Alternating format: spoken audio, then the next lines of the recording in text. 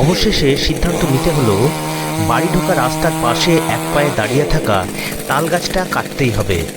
আর তাই ডাক পড়ল আমিরের সঙ্গে ছিল মিলনদা আর লাড়ু কাকা।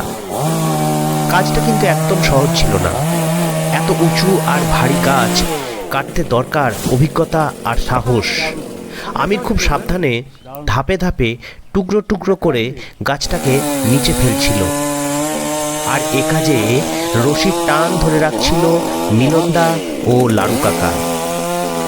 গানের ক্ষেত্রে যেমন সুর আর তাল, গাছ কাটতে একইভাবে রশির টান।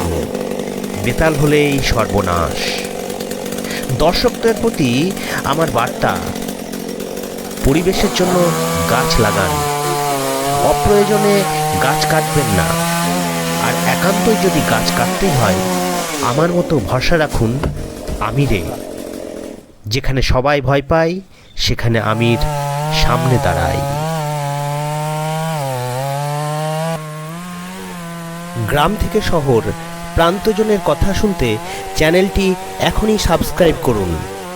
আর গাছ কাটার টেকনিক বুঝতে ভিডিওটি শেষ পর্যন্ত দেখুন।